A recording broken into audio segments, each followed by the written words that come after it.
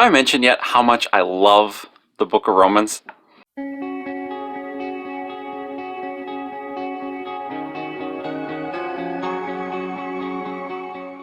Paul in Romans chapter 8, we're skipping back a couple days here, has some amazing words in this chapter. In fact, there's quite a few verses that we could go to, starting with verse 1. What does it say? Paul says, there is what? Therefore no condemnation for those who are in Christ Jesus. Those that have that relationship with Him, who have placed their faith in Him for salvation, there is no longer condemnation. His death, His sacrifice has covered our sin, has paid that penalty in full. And we stand as free people before God, no longer facing eternity without Him.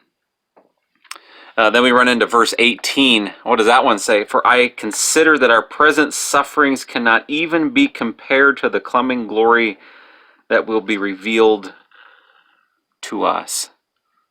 Now that verse is perhaps kind of hard to take in initially when we go through the various difficulties and trials and circumstances in our lives that are indeed difficult, and we think, we become almost blinded by them and say, what could possibly, overcome this? What could, this seems to be the absolute worst thing in the world.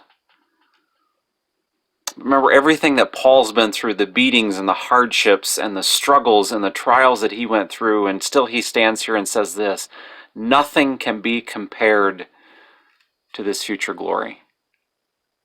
Then we hit verse 27, an amazing word of comfort. Look at what it says there, or verse 26 rather. In the same way, the Spirit helps us in our weaknesses, for we do not know how we should pray, but the Spirit Himself intercedes for us with inexpressible groanings. Do you ever pray, and then those certain days, certain times of prayer, you just don't know what to say? I know there's various moments that as I pray, my heart feels for the person, my heart seeks to understand the situation that they're going through, and I desire out of my love for them and my concern for them so much to pray something amazing and awful, or not awful, no, not that, wonderful for them, but I'm not sure what exactly they need. I'm not sure of, the words just at times maybe don't seem to come. And I'm almost left with this expression, God, you know what they need, do it.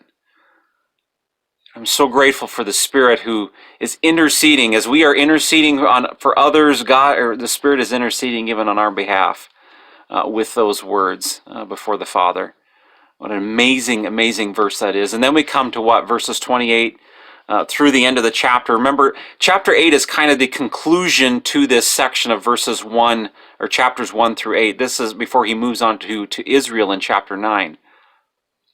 Verse 28 through 30, we read this, though. And we know that all things work together for good for those who love God, who are called according to His purpose. Why? Because, here's the because statement, here's the why, here's the purpose.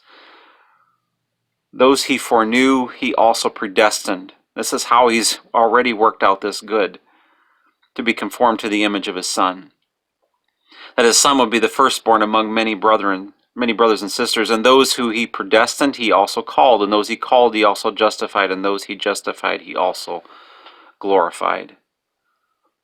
Paul then says in verse 31, look at there, what then shall we say to these things? What's he referencing? These things. Well, he's looking back at just those verses 28 through 30. Probably the rest of the chapter is, we are no longer condemned. The Spirit is interceding for us. The future glory, that's yet to be revealed, called, justified, glorified, working out our good. What then shall we say to these things? And Paul asks kind of a rhetorical question here, verse 32, or end of verse 31 rather. If God is for us, who can be against us? We could actually replace that word if with since. Since God is for us. This is the reality. God is for us. Who can be against us? In light of all that God has done for us, Paul makes this conclusion. Now, this verse can sorely be taken out of context. If God is for us, who can be against us? This is something more like the prosperity gospel preachers preach. I can do anything. No one can overcome me. God is for me. But that's not what Paul is saying. He's talking about in the confines of God's will, in the confines of God's plan. If God is for us, since God is for us, who can be against us? And the answer is no one. Notice what he says as he continues, sorry about that, through these verses. Indeed, he did not spare his own son, but gave him up for all of us. How will he not also give us, along with him, freely give us all things? God loved us so much that he gave his one and only son. And if God will do that, giving that great of a gift, he will certainly give more to us. Amazing words from this chapter. Continue to read through it, especially the end. Amazing words about God's love for us. Take an opportunity today, encourage somebody with this chapter.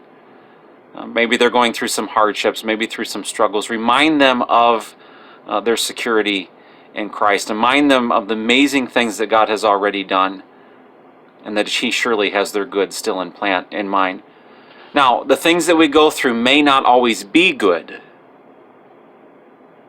but God is working them out for good. Just like we talked a bit on Sunday, how God can use things that we seem are awful, like even the death of Jesus on the cross, something awful, but he works it out for good, the salvation of so many people. From death comes life. What might God be using in your life today, working out for his greater purpose, for your good? And know this, he is for you. God bless.